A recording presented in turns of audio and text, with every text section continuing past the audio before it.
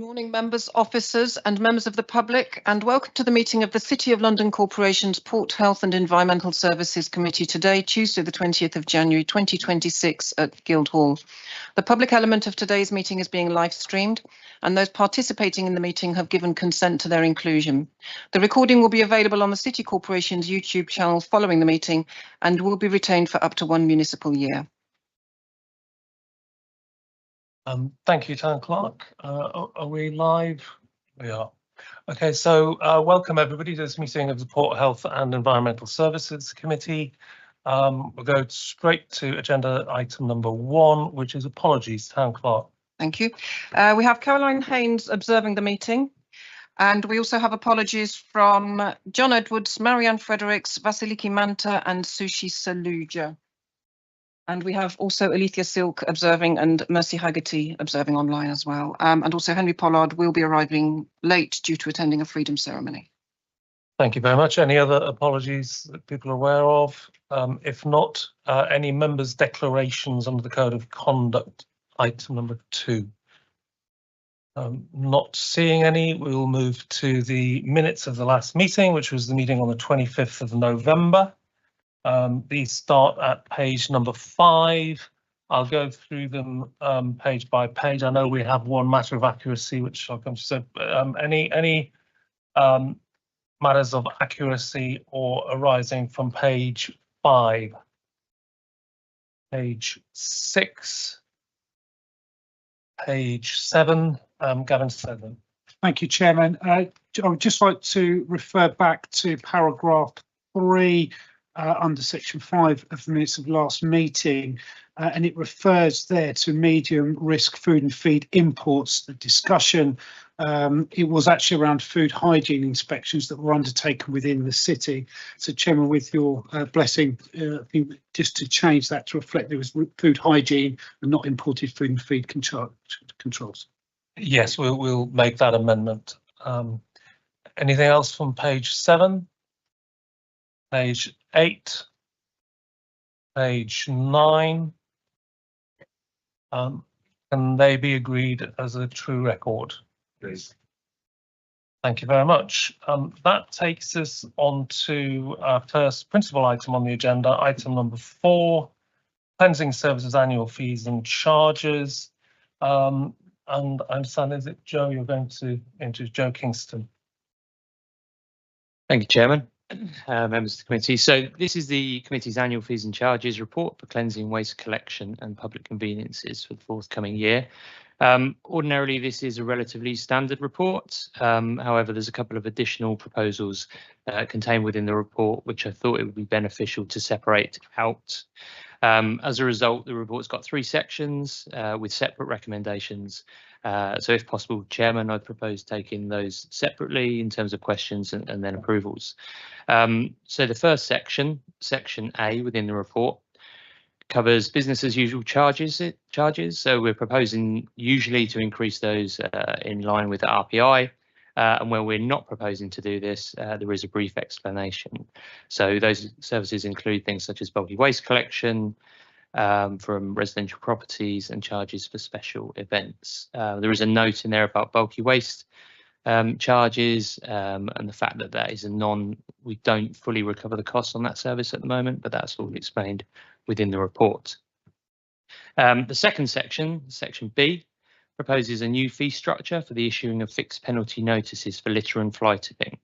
This follows relatively recent amendment to government regulations, which increase the maximum level of FPNs that local authorities can levy for these environmental offences. Our proposals are recommending increasing the FPN levels substantially, but not to the maximum level.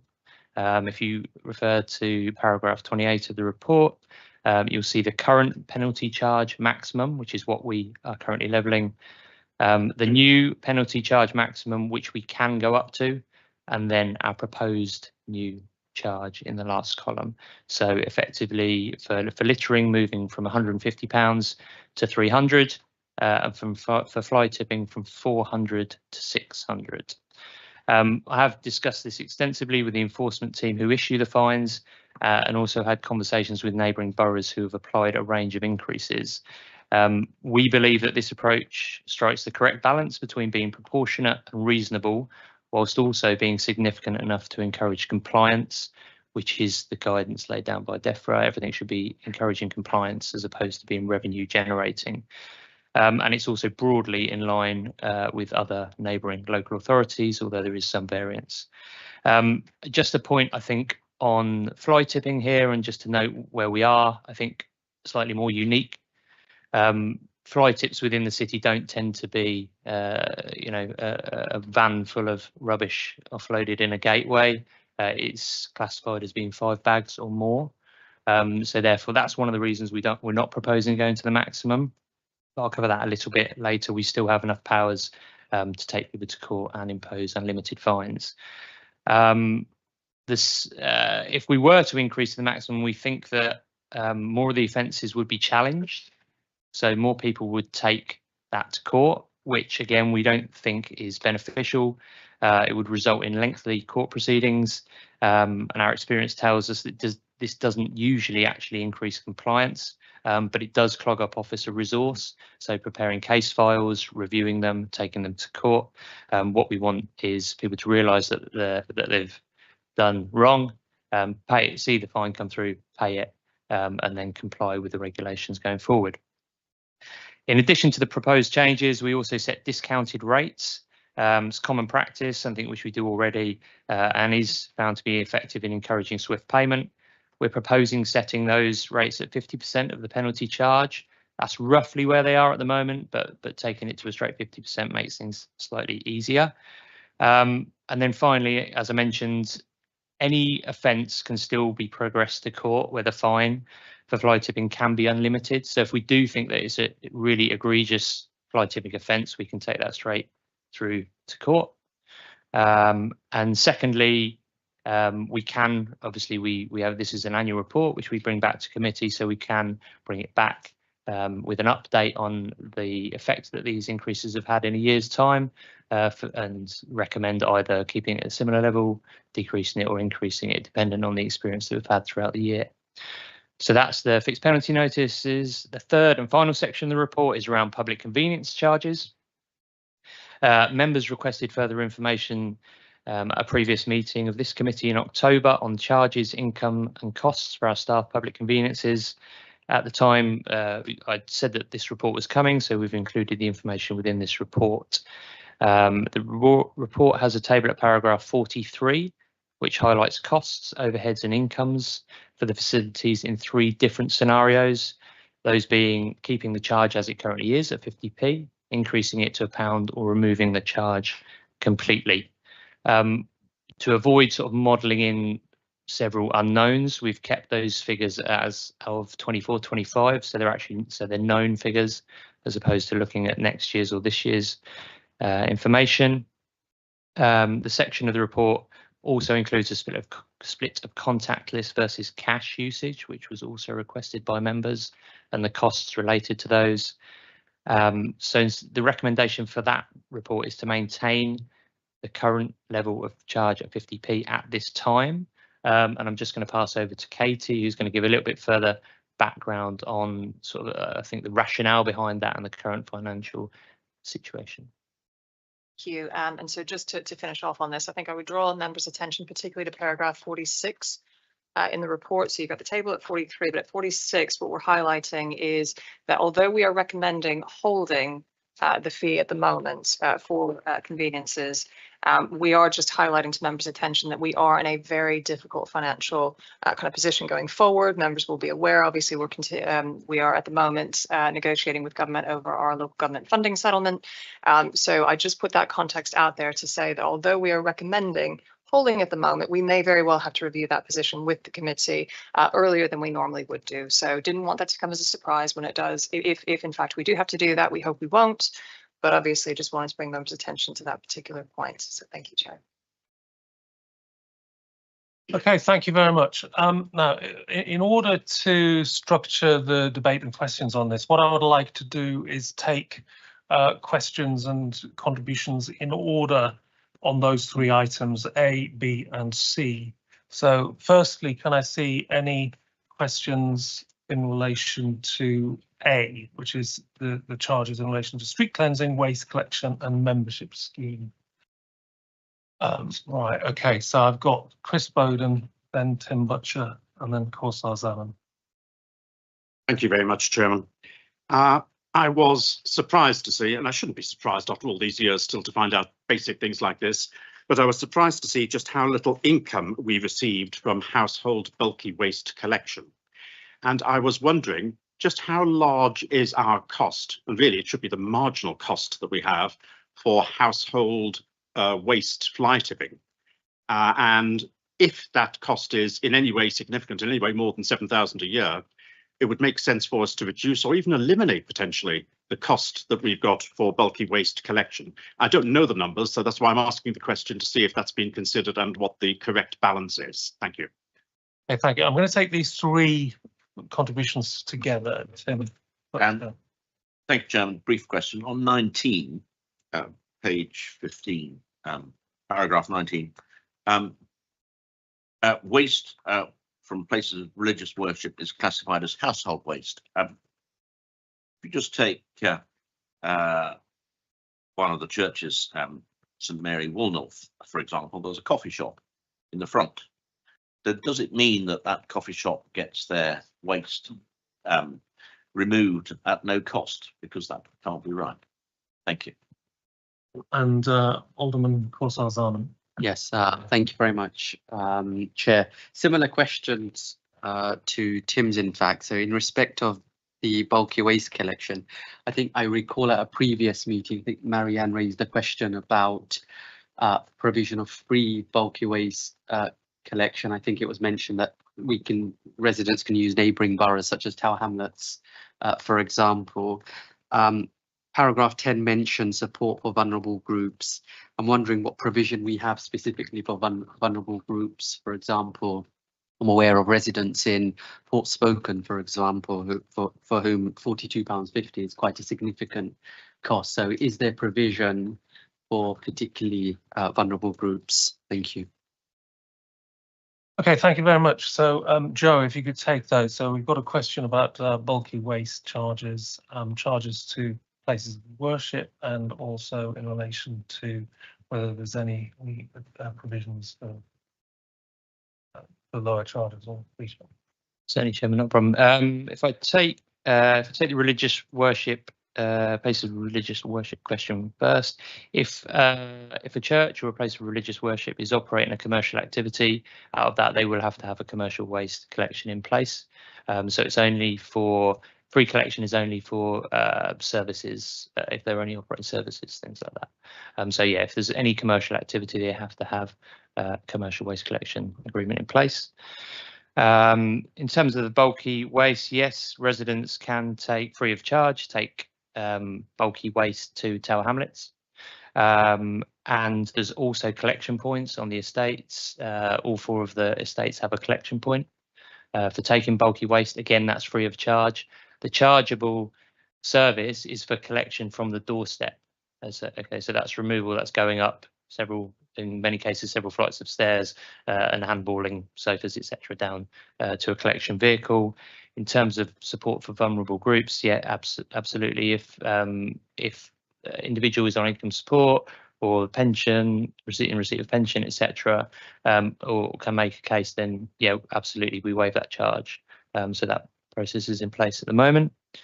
The cost of the household fly tipping, that I think to draw that out would be quite difficult, household versus commercial. What I would say is it is not a huge problem, and perhaps the way that it's classified, it wouldn't necessarily be classified as fly tipping. It would generally be residents putting it out at the wrong time, and if it was under 5 bags, it wouldn't be classed as fly tipping. The process we would go through there is to look for evidence, write to the resident that had placed it out, and go down a more educational route. I think the waste collection schedules that we have in place are very good, very frequent. So there's not really any reason for residents to fly tip. It's usually just a misunderstanding in terms of when they can put their waste out and where they can put it out. And if that is the case, we will go down an educational approach. Okay, thank you very much. Does anybody else want to come in on section A? Simon Burrows. Could I just raise a query about the provision of pocket ashtrays? Mhm. I don't know the history of this, but it does sound quite an odd one to have on the list here. Thank you. Certainly. So that's something our enforcement officers will, if again, we issue fines for littering. So, and that's smoking related litter as well. So we'll do a campaign in a specific area. And the first approach that we will take is around education. So if we see people dropping cigarettes, we will approach them, tell them they're not able to do that, but also provide them with these pocket ashtrays, which are small ashtrays they can carry with them to stub out the cigarettes on the go if there's not one there. What we do as well is offer them to businesses, but at a charge. So if a business wants to buy 200 of them and put them in their lobby, or pass them on to their members of staff, that's what we do. So that's where that charge is levied. Okay, anything else on section A? Okay, in which case what I'm actually going to do is I'm going to ask the meeting's approval of section A only, and then we'll move on. So is everybody agreed with recommendation A? Those in favour? Those against? Thank you, that's agreed. And I'll move on to section B, which is fixed penalty notice charges. Any questions or comments on section B? Not seeing any. Likewise, if I could ask the meeting's approval, those in favour and those against. Thank you very much. Moving on to section C. Any questions or comments on section C? Stuart Thompson.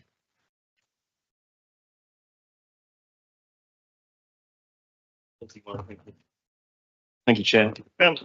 Members and officers might like to know that the first flushing public convenience in the city was first inaugurated on February the 11th, 1852. The princely sum, not of a penny, spending a penny, but 2 pennies. Now, in today's money, that would be £1.50. And therefore, as Katie just said, I'm slightly concerned that with our potential financial circumstances being threatened, that we aren't considering a £1 cost. Thank you, Chair. Layla Bolton. Thank you, Chair.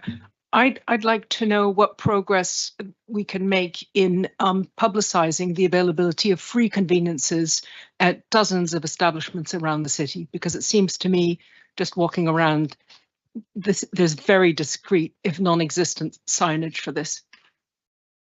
One more contribution this round. Tim Butcher. Thank you, Chairman. I agree with the previous speaker. I think we should do more to promote that. I know that we've tried it before, but perhaps we can push that. But to my mind, we should beware what we wish for. I think we do have to increase it to £1. It has remained at 50p for 10 years. It really isn't sustainable. And as was pointed out earlier, 2p is now £1.30. There isn't really no option, I don't think. A lot of people would be more likely to have a £1 coin these days than 50p. I know I've got £1 in my pocket, but I haven't got 50p's.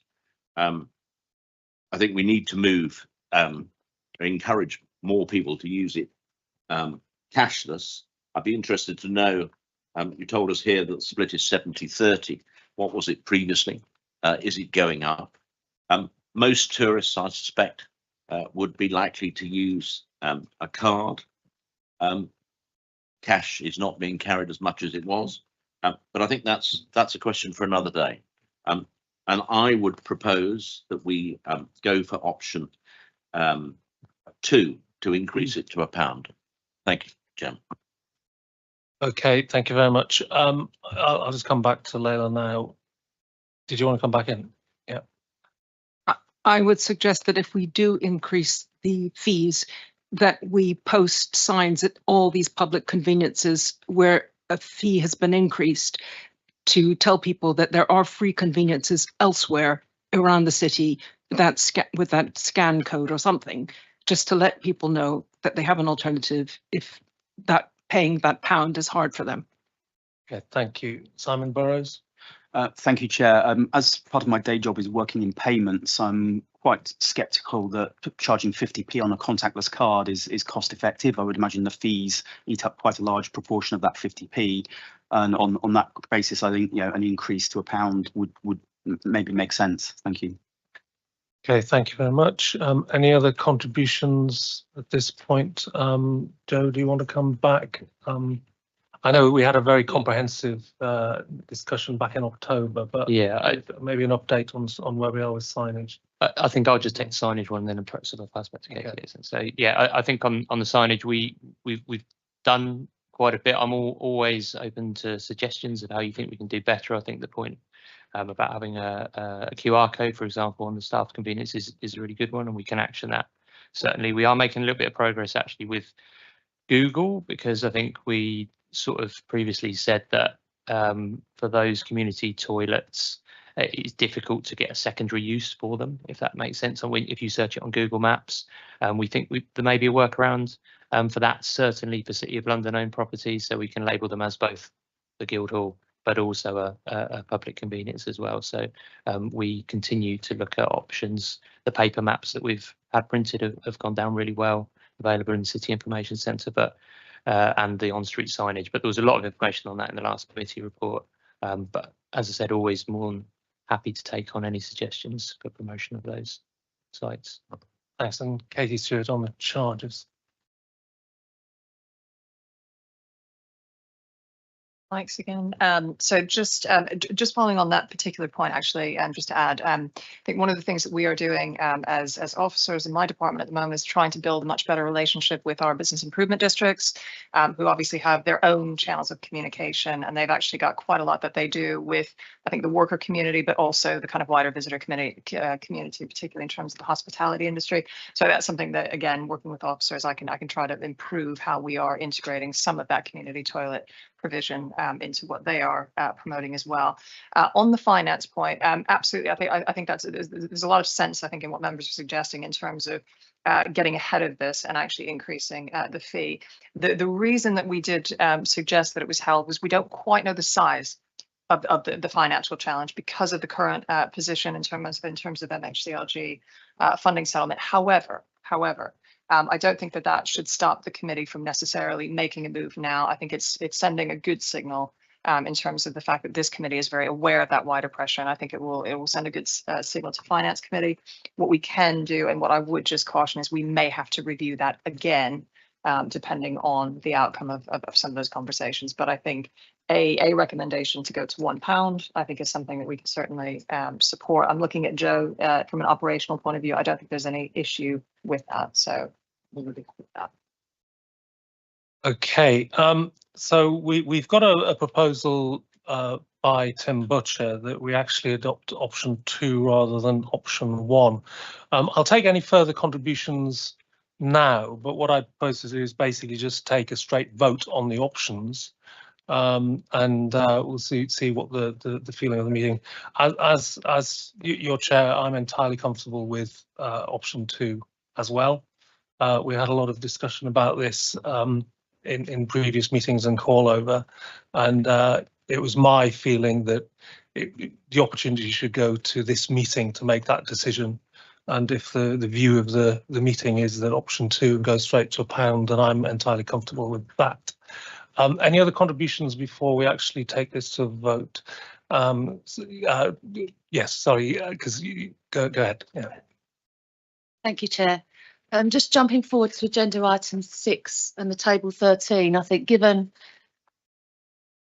on page 44, I think given the costs of staffing, particularly 1.3 members of staff, I think it would be a good idea to put the money up to £1, and it's targeting mainly visitor areas as well, isn't it?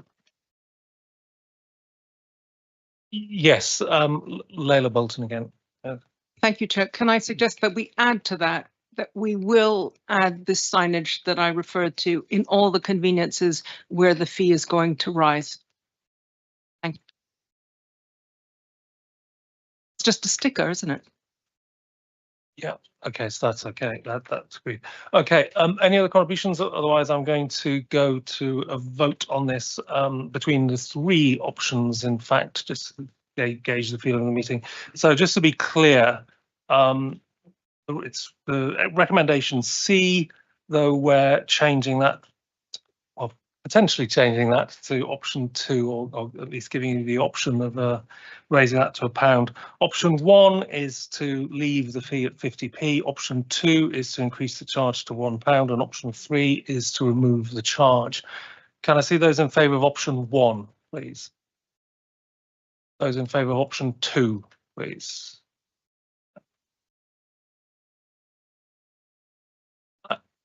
And those in charge of option 3, which is removing the charge.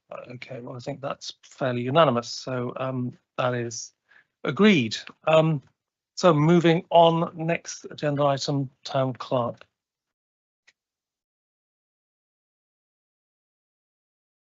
Thank you. So the next item is item 5, the cemetery and crematorium fees. Okay, now I think is Graham Holmes available? Yeah, there you are, Graham. Thank you, Chairman. So this is a standard fees and charge paper that obviously comes to this committee yearly for your decision. Proposals are for increases between 4 and 12%, highlighted in paragraph 9. It actually comes out an average of about 6%. The reason for this is 2 years ago, the committee challenged me were the fees high enough, and I replied that our service level wasn't high enough, and it would take probably about 2 years to get that corrected. We're now where I want us to be. We're offering a very comparable service to all our competition. Fees and charges I'm proposing a second is just below those competition for a very strategic business reason. All of the fees and charges presented in the tables have been very deliberately considered, and the decision to place us just in the right place within the sector. I'll take any questions. Okay, any questions on this, Tim Butcher and then John? Thank you very much. I think you've done a very good job, Graham, on this. Can I just ask one question, and that's on table 1 at the bottom, regarding early fee. The City of London early fee was £5.95 for 25, 26, 26, 27, £5.95. That's significantly less than everybody else. Is there a reason for that? And there's no increase. Thank you. John Foley. Thank you, Chair. I just wanted to ask, page 37, biodegradable urns. I never thought I'd be asking about this, but could I just find out what is, I mean, I know it's something that's biodegradable. What's it made of, and why has the charge gone up? And is it not something we could promote since we're into recycling? Biodegradable urn. Thank you. Over to you, Graham. If I can, I'll take the second question first, because the answer to that's very, very easy. Biodegradable urns very obviously are what they say they are. It's to provide families with a more, I don't want to use the word recycling, but you understand where I'm coming from. We were doing them basically at cost, because the popularity has increased. We've decided this is the time to increase the price of it. They obviously allow the container as well as the ashes to decompose into the soil, whereas a lot of ash urns are either pottery or metallic and don't ever break down. But it was felt this was the right time to put a charge on that actually gave us a return. And first question from Tim. We offer a very competitive early morning service that is well used. We felt that by putting the price up even further would potentially affect our market share in that area. We are very happy with the return we get from all our fees and charges. Therefore, we didn't want to compromise one individual offer. Okay, thank you very much, Graham. Simon Burris. Could I just clarify the 30-year lease on lawn graves and to what extent that's actually enforced in practice? So after 30 years, is there anything actually happening? Thank you. Absolutely, yes. 30 years is the minimum lease allowed on a grave. If you wish to do a second interment into a grave and your lease is below 30 years, you are required to bring it back up to 30 years before you're allowed to do that interment. So yes, it is enforced. Okay, any other questions or comments on that? Okay, the recommendations at the top of page 26. Just one comment. As a member of the City of London Archaeological Trust, archaeologists in 1,000 years' time will not thank us for biodegradable urns.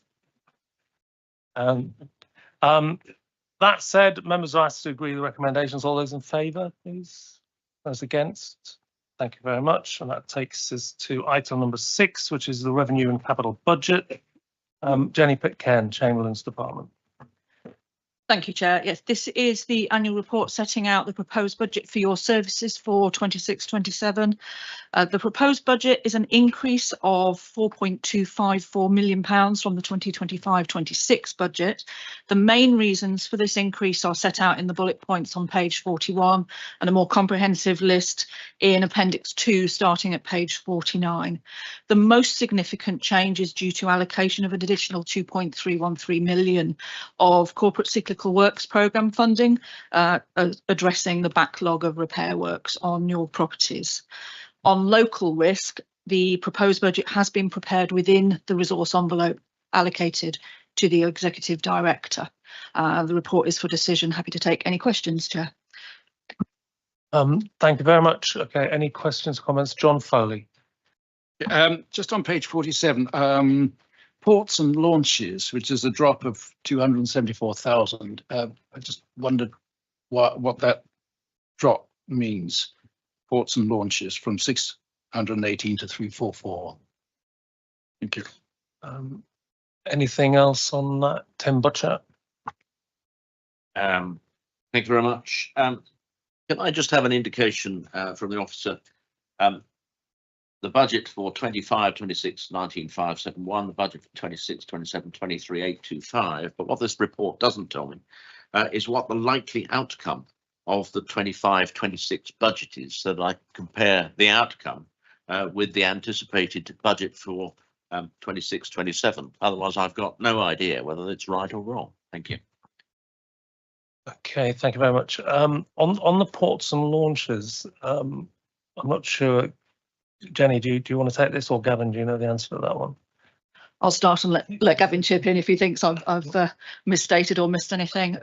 Essentially, that's moving a combination of increasing fees and increase in transfers from reserves, moving us closer to the full cost recovery position that service aims to operate at. Okay, yeah, if you can expand on that, that would be helpful. I think just so the idea around the imported food and feed controls is that it should be as close to cost neutral as possible. And that transfer of fees or funding from reserves enables that to get as close to possible. The problem that we have, as you'll all be aware of at the moment, is the border control regime has sort of been a bit up in the air for the past few years, and will continue to be probably for a little bit longer. So we'll continue to aim as cost neutral is where we should be, and we will set things like fees and charges and use reserves to match that where we can. Okay, and Jenny, the question about the outturn 25-26. I'm afraid I don't have that immediately to hand. I could give you the local risk outturn, but not the bottom line. What I can say just in general terms is that this committee's services on local risk, we are projecting an overspend. That has been offset by savings elsewhere across the department, and that reflects largely the point where this committee had £750,000 of unidentified savings to find in this year, and those have been found in fact in other committees, so it is comparable in that sense. The recharges and cyclical works programmes vary significantly from year to year, particularly the cyclical works, as I've said, so I'm not sure a direct comparison would be entirely helpful in any case, but there's no areas of concern from the Chamberlain's point of view, I can say that. Tim Butcher. Thank you for that response. I mean, from the point of view of transparency, I would expect to see the outcome, and I would expect to see that column in these budget figures. And I find it very difficult. I mean, you make the point about various items, but then you list them on Appendix 1, budget from one to the other. But there is nobody here who'd have any idea whether these numbers are right or wrong, because you don't know what the outcome is or the anticipated outcome. And that's perhaps something which officers might consider for future years. Thank you very much.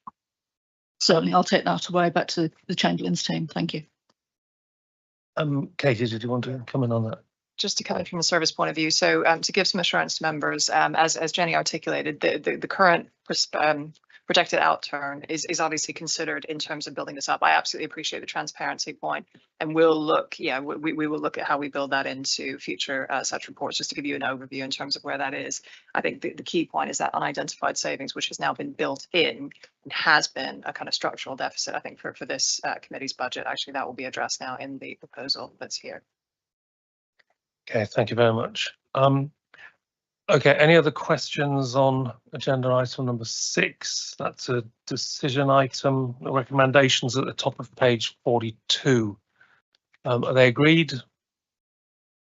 Okay, thank you very much. That takes us to item number 7, the Environment Department High Level Business Plan. Yes, thank you.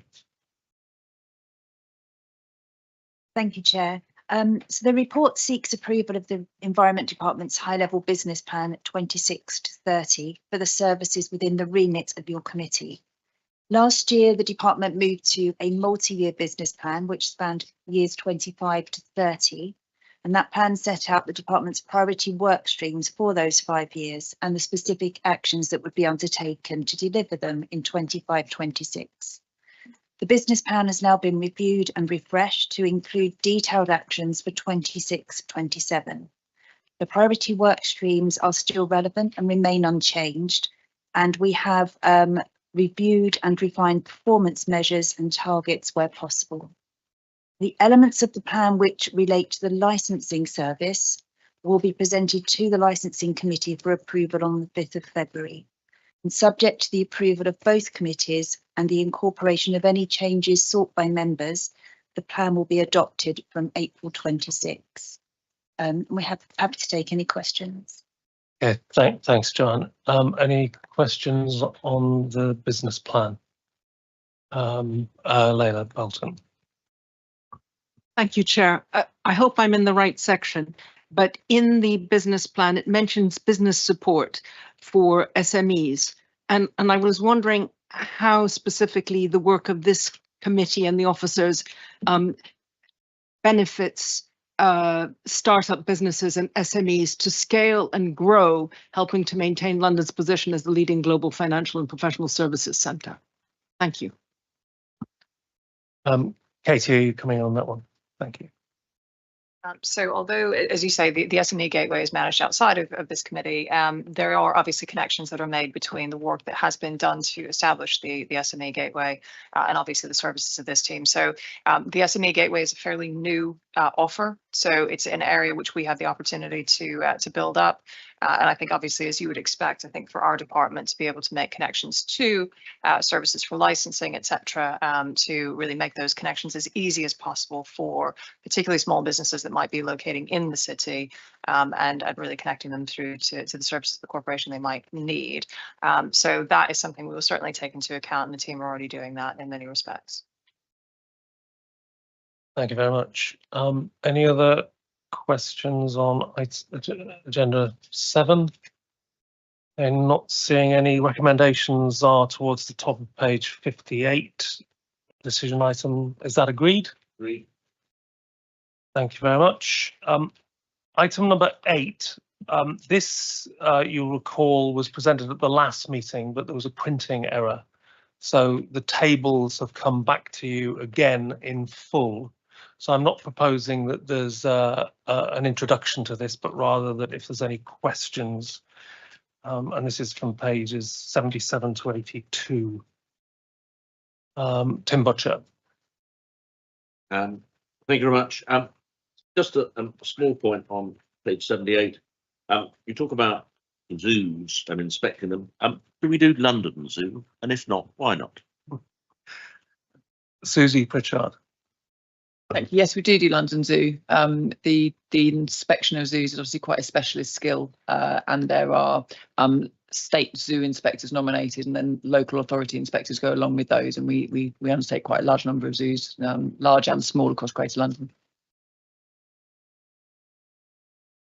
So the responsibilities of the City of London Corporation are wider still than probably even the members of this committee thought. Okay, any other questions on that item? That is a decision item. Is that agreed? Okay, thank you very much. Item number 9 is questions. We've not had notice of any questions, so we'll move on to item number 10.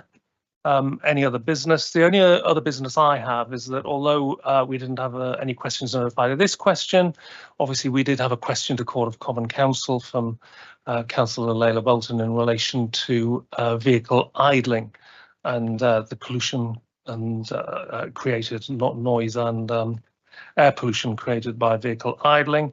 And one of the things which we are looking to do is introduce a pilot scheme whereby the enforcement officers make a note every time they give a verbal warning of idling, as opposed to the current situation where we only have a record of actually fixed penalty notices being issued.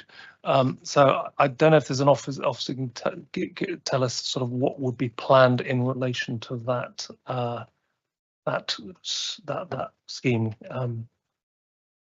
Maybe if we're okay. Well, what we'll do is I'm essentially noting that question did come to and we'll report back. I think what I said at Court of Common Council is that we would report back by the start of the summer in relation to the outcome of that trial, whereby the enforcement officers will make a note of every time they make a warning. Layla Bolton. Thank you, Chair. Just to clarify, nothing has been done about this yet, right? Is that my understanding? Gavin. Nothing has been done yet, but officers across 2 different departments within the wider environment department are working towards that, and there's some work around trialing that for a period of time, but whether that can, the app that's used, the report problem app, can be used to gather some of that information. I think what we'll do is when we know when that's starting, we can, Chairman, if you're happy, we could just drop a note to everyone in this committee, so everyone is aware of when that will start. Yeah, that would be great. I'll pick that up in discussions with officers post meeting. Layla. Then, and I presume that includes telling civil enforcement officers to start doing this. Yeah. That hasn't started yet. Yes. Thank you. Okay. I don't have any other business. Therefore, we move to item number 11, which is the exclusion of the public. Is that agreed? Thank you. We'll just wait for the live feed